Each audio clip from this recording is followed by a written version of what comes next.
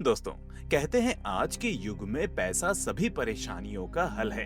लेकिन क्या हो अगर यही नोटों की गड्डी बेकसूर लोगों के लिए जी का जंजाल बन जाए। वेल, आज की हमारी ये कहानी एक ऐसी ही साजिश और षड्यंत्र की अनोखी दास्तां बयां करती है, जिसके सीक्वल्स को बनाने के लिए अभी तक कई देशों में होड़ लगी हुई है।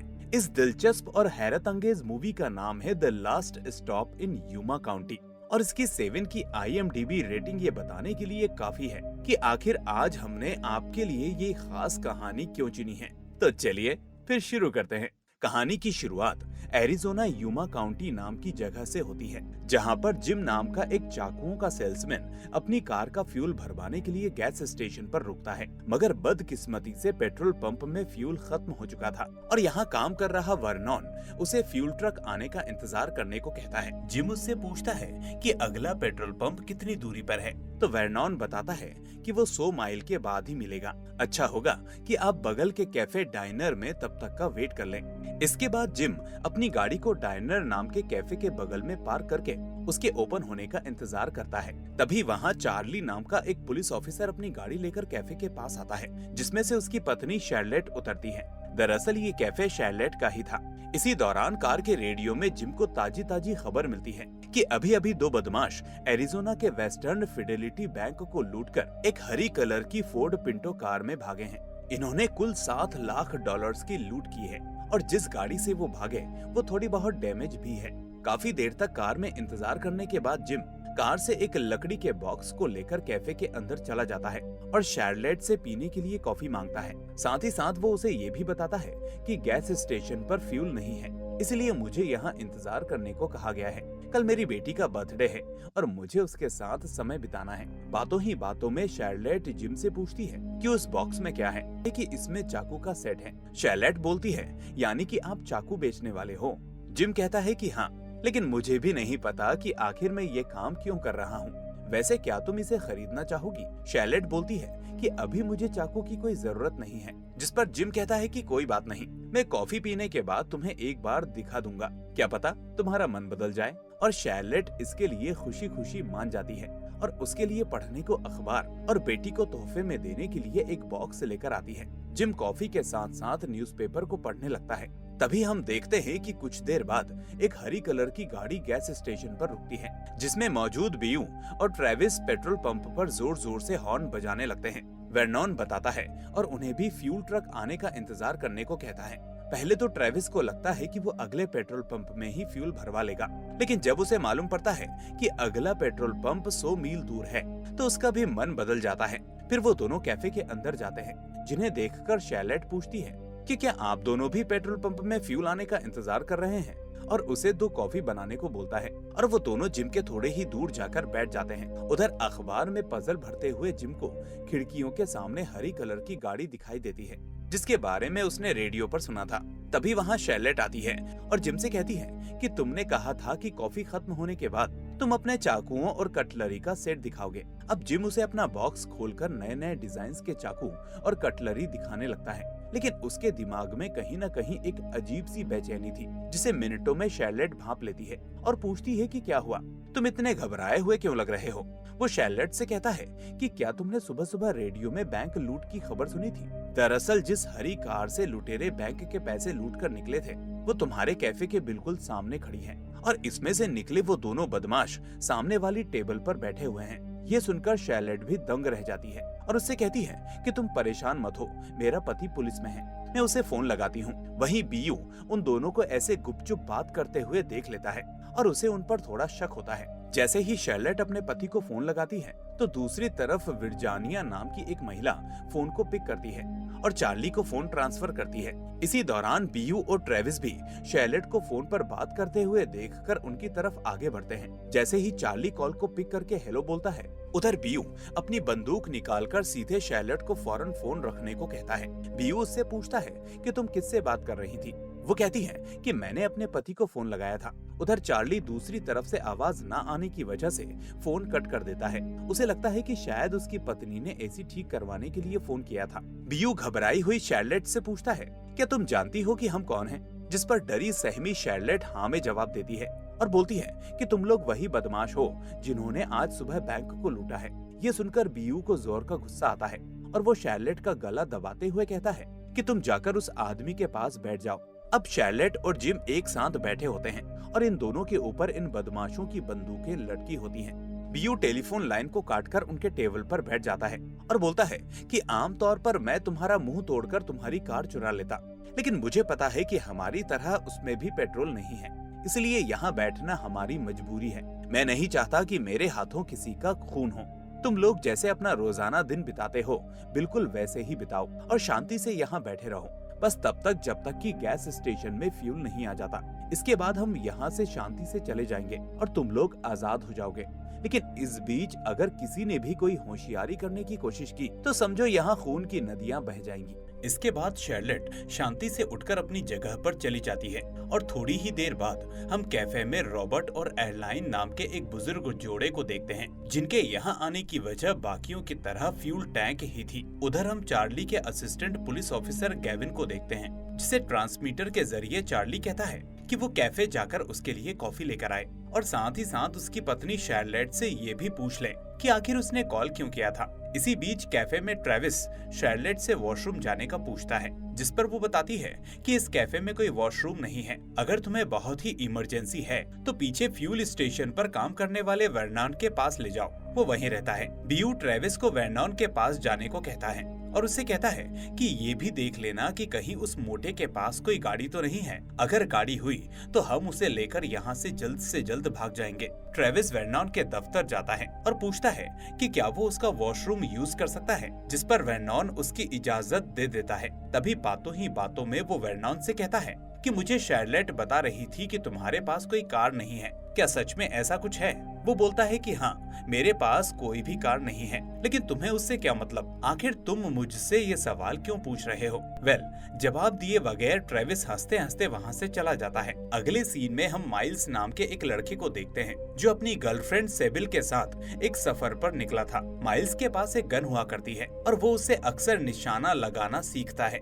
वहीं दूसरी तरफ गेविन कैफे में पहुंच जाता है और सीधे अंदर चला जाता है। गेविन को देखकर बीयू फौरन अपनी बंदूक संभालने लगता है, लेकिन जैसे ही वो शार्लेट से कॉफी की फरमाइश करता है तो उसे समझ में आ जाता है कि ये पुलिस वाला यहाँ पर किसी काम से आया है। शार्लेट गेविन से चार्ली के बारे में पूछती है तो वो बताता है कि वो अभी पुलिस स्टेशन पर किसी काम में लगा हुआ है। गेविन पूछता है कि आपने सर को फोन क्यों किया था, कोई खास काम है? शार्लेट कहती है कि बस यही बताना था कि गैस स्टेशन में अभी तक फ्यूल टैंक नहीं आया है, और फिर वो गेविन के दिए गए ऑर्डर के अनुसार 3 कॉफी कप बनाने में लग जाती है। उसने बड़ी ही समझदारी से एक कप के नीचे हेल्प लिख दिया था ताकि इसे देखकर चार्ली अलर्ट हो जाए। वो कॉफी रेडी कर गेविन को बुलाती है। तभी वहाँ बीयू भी आ जाता है और उससे पूछता है कि क्या ये चार्ली के लिए बनाई गई कोई स्पेशल कॉफी है, जिस पर गेविन कहता है कि हाँ, हमारे सर बिना शक्कर वाली कॉफी पीते हैं। उधर ट्रेविस वॉशरूम से निकलकर कैफे के सामने जब पुलिस की गाड़ी देखता है तो अपनी बंदूक निकालकर कैफे के अंदर झांकने लगता है और इस बीच गेविन बाहर निकलकर उससे टकरा जाता है, जिससे सारी की सारी कॉफी गिरकर बेकार हो जाती है। वो कॉफी कप उठाने लगता है, लेकिन अफसोसन उसे चार्ली के लिए लिखा गया हेल्प नहीं दिखाई देता, क्योंकि ढक्कन का वो हिस्सा नीचे की तरफ होता है। गेविन कैफे के अंदर आकर दोबारा शार्लेट से कॉफी बनाने को कहता है, जिसके बाद वो वापस अपने काम पर लग जाती है। इस बार शार्लेट चाहकर भी मदद नहीं मांग पाती और ना ही डिब्बे पर कुछ लिख पाती है, क्योंकि उसके सामने ही बीयू बैठा हुआ था। जिसके बाद गेविन कॉफी लेकर वहाँ से चला जाता है। थोड़ी ही देर बाद वहाँ वर्नॉन आता है और इंतजार कर रहे लोगों को बताता है कि फ्यूल ट्रक को आने में थोड़ी और देर हो सकती है, इसलिए आप लोग आराम से यहाँ थोड़ा और इंतजार करिए। इसी बीच वर्नॉन की नजर कैफे की कटी हुई टेलीफोन लाइन पर पड़ती है और वो शार्लेट से पूछता है कि आखिर ये लाइन क्यों कटी हुई है। शार्लेट झूठ बोलती है कि काम करते वक्त वो गलती से कट गई थी। वर्नॉन उसे बताता है कि अगर तुम्हें कोई जरूरी काम हो तो मेरे ऑफिस का फोन रखा हुआ है, तुम उसका इस्तेमाल कर सकती हो। उधर गेविन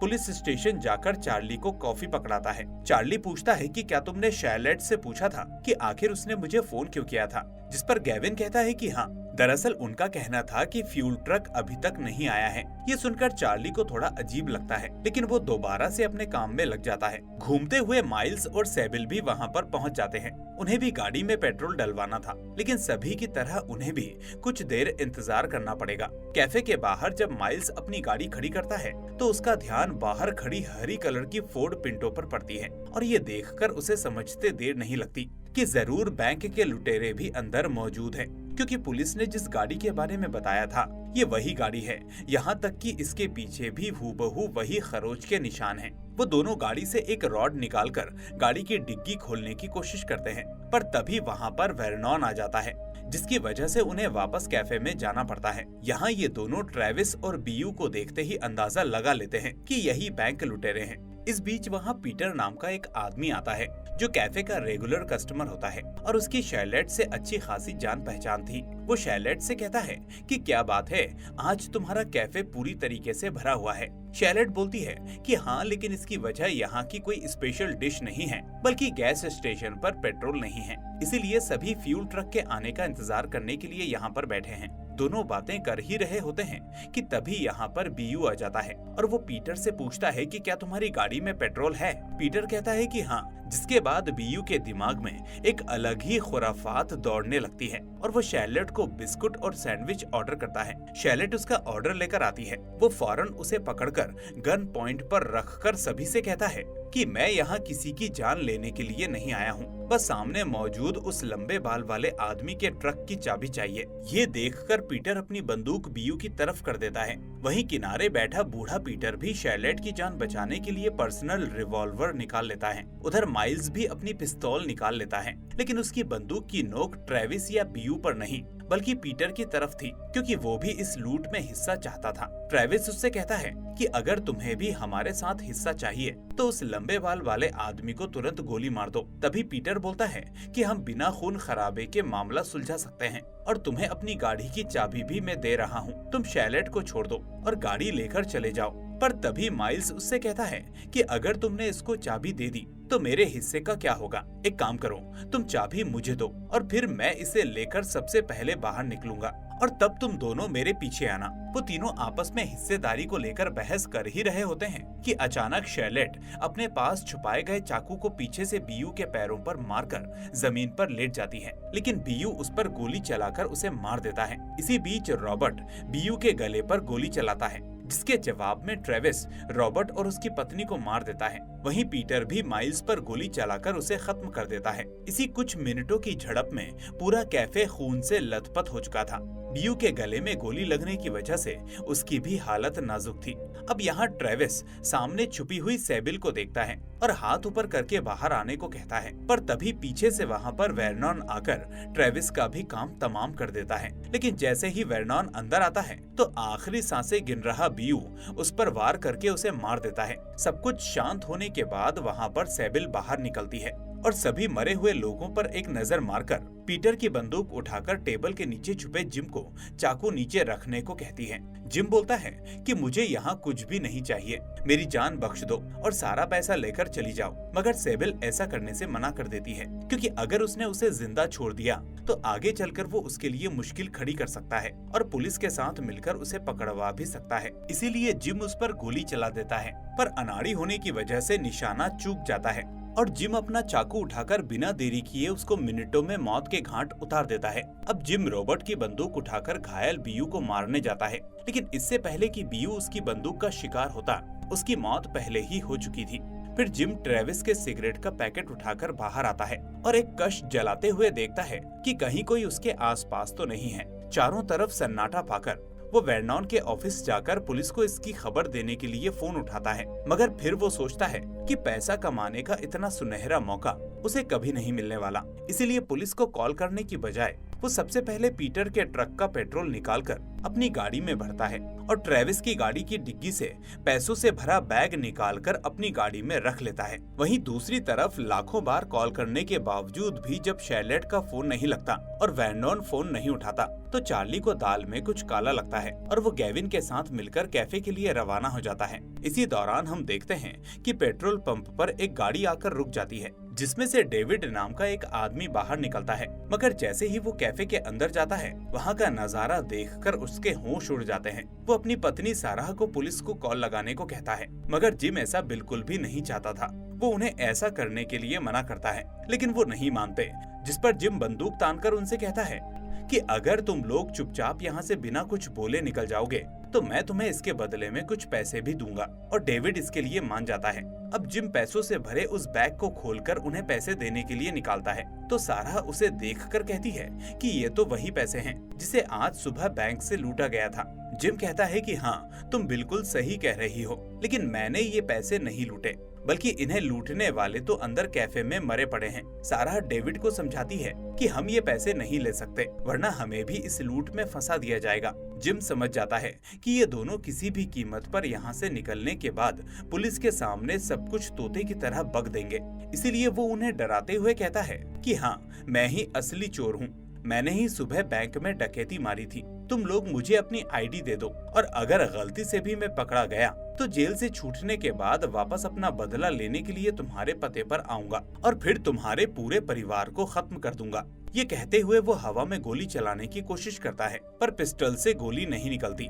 ये देखकर डेविड को लगता है कि उसकी बंदूक में गोली नहीं है और वो उसे पकड़ने के लिए आगे बढ़ता है, मगर जिम के द्वारा चलाई गई दूसरी गोली निकलकर सारा के सीने पर लग जाती है। अपनी पत्नी को घायल देखकर डेविड को बहुत गुस्सा आता है और वो जिम पर हमला बोल देता है। जिम एक बार फिर से गोली चलाने की कोशिश करता है, मगर इस बार दोबारा से गोली नहीं चलती। तभी उसे ट्रेविस की गाड़ी के नीचे माइल्स की रॉड रखी हुई मिल जाती है, जो गाड़ी की डिग्गी खोलने के दौरान वो वहीं पर छोड़कर चला गया था। अब जिम उस रॉड से डेविड के सर पर मार देता है, जिससे डेविड भी वहीं पर मर जाता है। जिम समझ नहीं पा रहा था कि आखिर उसके साथ हो क्या रहा है। एक गुनाह को छुपाने के लिए उसने ना जाने कितने गुनाह कर दिए थे, और इन सब का कारण सिर्फ वहाँ रखा हुआ पैसा था। जिम अपने कर्मों पर अफसोस कर ही रहा था कि तभी उसे एक बच्चे के रोने की आवाज आती है, जो कि सारा और डेविड का होता है। मगर जिम के पास इतना टाइम नहीं था कि वो उस बच्चे के बारे में सोच सके, इसीलिए उसे वहीं पर छोड़कर वो भाग जाता है। उसके जाते ही कैफे में गेविन और चार्ली पहुंचते हैं। अपनी पत्नी को इस हालत में देखकर चार्ली फूट फूट कर रोने लगता है और गेविन से सवाल करता है कि क्या तुम जब यहाँ आए थे तो बाहर कोई हरी कलर की फोर्ड पिंटो गाड़ी नजर आई थी? गेविन बोलता है कि मैंने ध्यान नहीं दिया, पर आप मुझसे ये सवाल क्यों कर रहे हैं? तब गुस्से में चार्ली उससे कहता है कि तुम किस काम के पुलिस वाले हो, जब तुम्हें अपने शहर में हुई घटना के बारे में भी नहीं पता? क्या तुम नहीं जानते कि सुबह बैंक में डकैती हुई है और लुटेरे इसी गाड़ी से भागे थे, और ये गाड़ी अभी कैफे के बाहर खड़ी है। वो गाड़ी के पास जाकर उसका दरवाजा खोलने की कोशिश करता है, मगर गाड़ी लॉक्ड थी। जिसके बाद चार्ली गेविन को गाड़ी की चाबी ढूंढने को कहता है, और इसी बीच जमीन पर पेट्रोल गिरा हुआ नजर आता है, जिससे वो समझ जाता है कि जरूर किसी ने गाड़ी से पेट्रोल निकाला है। कुछ ही मिनटों बाद उसे डेविड के बच्चे की रोने की आवाज भी आ जाती है। वो उस बच्चे को उठाकर गेविन को सौंपता है। फिर वो गाड़ी के अंदर मौजूद पैसों को ढूंढने लगता है, लेकिन हर तरफ खंगालने के बावजूद भी उसे पैसा नहीं मिलता, जिससे चार्ली समझ जाता है कि यहाँ पर सभी के सभी लोग मारे नहीं गए।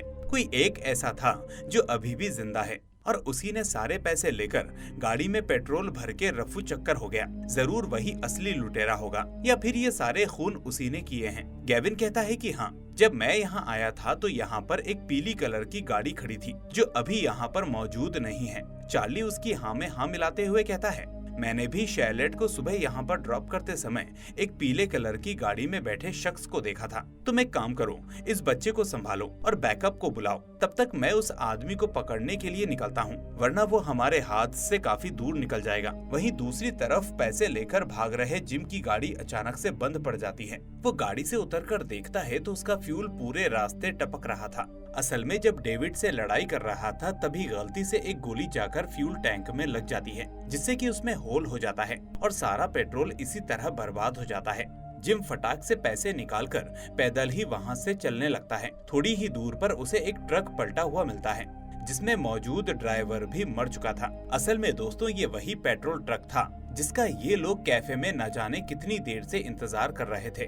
जिम कुछ कर पाता इससे पहले पीछे से आई हुई पुलिस की सायरन की आवाज आती है। और ये कोई और नहीं बल्कि चार्ली होता है, जो रास्ते में खड़ी उस पीली गाड़ी को देखकर रुक जाता है। मगर गाड़ी के अंदर कोई मौजूद नहीं था, बस एक चाकू का बक्सा रखा हुआ था। थोड़ी ही दूर पर इधर उधर खंगालने के बाद उसे ट्रक के नजदीक जिम नजर आता है और तब तक जिम भी उसे देख लेता है और ट्रक के पीछे जाकर छुप जाता है। चार्ली उसे बाहर आने को कहता है।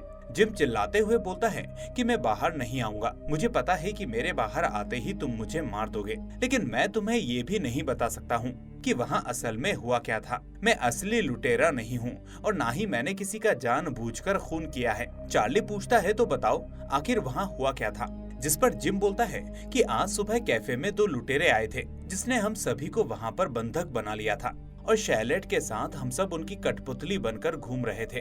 धीरे धीरे कैफे में और भी लोग आने लगे, जिनमें से कुछ लोगों के पास अपनी खुद की पर्सनल पिस्टल भी थी। फिर एक टाइम ऐसा आया कि लंबे बालों वाले एक आदमी की गाड़ी की चाबी लेकर भागने की कोशिश में वो दोनों हम सभी की जान लेने पर उतारू हो गए। नतीजा, जिन लोगों के पास बंदूकें थी वो सब अपनी अपनी जान बचाने के लिए एक दूसरे पर गोली चलाने लगे और देखते ही देखते सभी मारे गए।